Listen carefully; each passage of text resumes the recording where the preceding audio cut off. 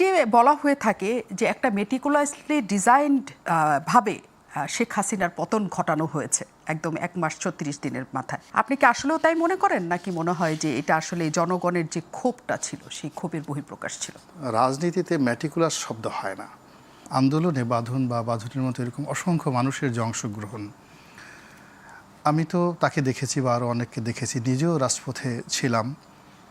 তারপর এই শেখ হাসিনা রেজিমের বিরুদ্ধে আমি যখন ওই দলীয় সংসদ সদস্য, সেই 2011 সন থেকেই ধীরে ধীরে আমি আমার কথাগুলো বলে আসছি।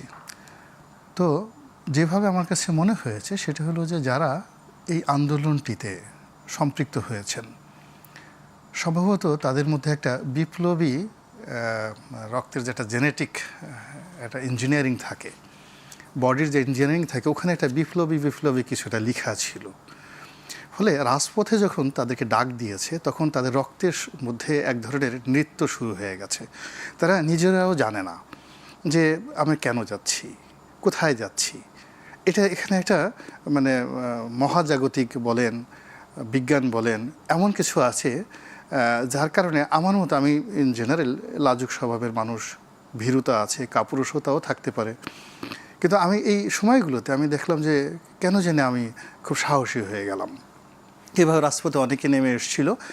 এখন সেগুলোকে যদি আপনি খুব ম্যাটিকুলাস বলতে চিন্তা করেন, প্ল্যান ওয়াইজ চিন্তা করেন, তাহলে যারা এই প্ল্যান করেছিল তাদের মধ্যে ডিজায়ার ছিল, এক্সপেকটেশন ছিল, ক্ষোভ ছিল, ক্রোধ ছিল, কনস্পিরেসি ছিল, দেয়ার আর ম্যানি থিংস। কিন্তু এখানে আমার যতটুকু মূল্যায়ন সেটা হলো 1000-এর মধ্যে 999.99 ভাগ মানুষ স্বতঃস্ফূর্তভাবে বিবেকের তাড়নায়, রক্তের তাড়নায়, এবং যে যার অবস্থান থেকে মনে হয়েছে যে আমাকে আল্লাহ আশরাফুল মাখলুকাত হিসেবে তৈরি করেছেন। আজকের এই দিনে যা কিছু ঘটছে, আমি এখানে বসে থাকলে দুনিয়াতেও আমি স্বস্তিতে থাকতে পারবো না, আর মরার পরে আমরা যদি আখিরাতে বিশ্বাস করি সেখানে আমাকে জবাবদিহি করতে হবে। ফলে যে যার জায়গা থেকে কিন্তু বের হয়ে এসেছে, এবং এইগুলো একটা বের হয়ে এসেছে। 2 নম্বর হলো, বের হওয়ার পর বেশিরভাগ মানুষ পাড়া মহল্লায় লুকিয়েছিল, অলিতে গলিতে লুকিয়েছিল, এবং তার একটা সুযোগ খুঁজছিল যে কেউ একটা নেতৃত্বে এগিয়ে আসুক।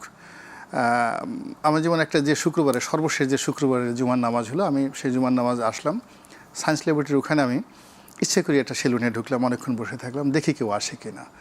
তো কারফিউর মতো চলতেছে, হঠাৎ করে দেখা গেল যে 4-5 জন ছেলেরা আসলো, এরপর 100, এরপর 200, মুহূর্তের ভিতর হাজার হাজার লোক সেই সায়েন্স ল্যাবরেটরিতে শুক্রবার দিন জড়ো হয়ে গেল।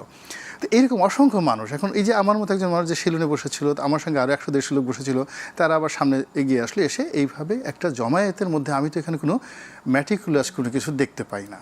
ফলে যারা এটা বলছেন সেটা কেন বলছেন, কীভাবে বলছেন, আমি এটা বলতে পারবো না। 1 2 নম্বর হলো যে কোনো কিছু আসলে রাজনীতিতে ম্যাটিকুলাস শব্দ হয় না। রাজনীতি এমন একটা বিষয়, রাজনীতি এবং যুদ্ধ, এখানে প্রতারণা আছে, এখানে শক্তি প্রয়োগ আছে, এখানে নিষ্ঠুরতা আছে, নির্মমতা আছে। এই নির্মমতার কাছে এখানে আসলে কোনো বিজ্ঞান চলে না, এখানে পুরোটাই আসলে ম্যাকিয়াভেলির সূত্র।